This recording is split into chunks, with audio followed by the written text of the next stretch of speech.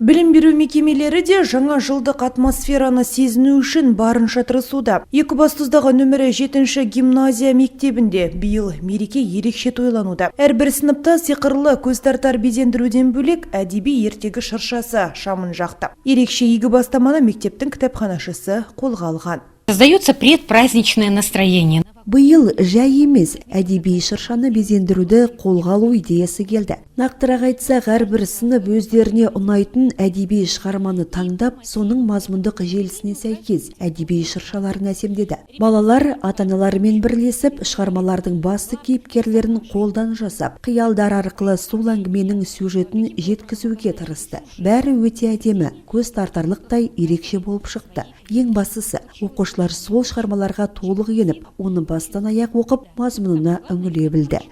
Бастаманы 1 мен 11 аралығындағы барлық сыныптар қолдай түскен. Мәселен, 3-ші сынып оқушылары зор қызығушылықпен дайындаған мына шырша қазақ халық ертегісі Мақта қыз бен мысық желісіне сүйеніп жасалған. Бұл ертегілерінің кейіпкерлері бұл Мақта қыз, мысық, сиыр, ағаш, суға барған қыздар, тауық, тышқан және сатушы. Біз шыршамызды қолдан жасалған ойыншықтармен безендірдік. Біз өте көп күн дайындалдық. Келе жатқан жаңа жылыңызбен құттықтаймын. Жаңа жылдарыңыз өте көңілді өтсін.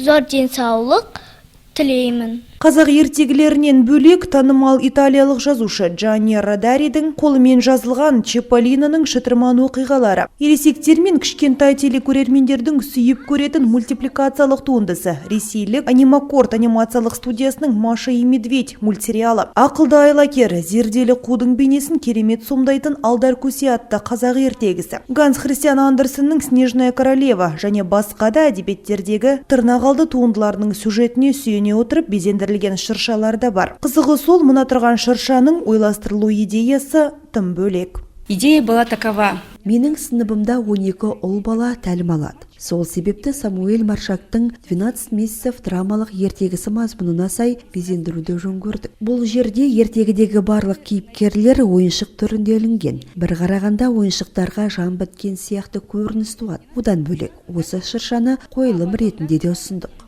Шыршалардың ішінен ең үздігін анықтауда оңай емес. Бұл ретте Қызылар алқасы шыршаның безендірілуінен бөлек, ондағы әсемдік құралдарының қолдан жасалуын ерекше талап қылған. Сыныптың да мерекеге сай ажарлануына ден қойған. Сайыс қорытындысына сай жүлделі 1-ші, 2-ші, 3-ші орындардан бөлек 2 бас жүлде иесі анықталмақ.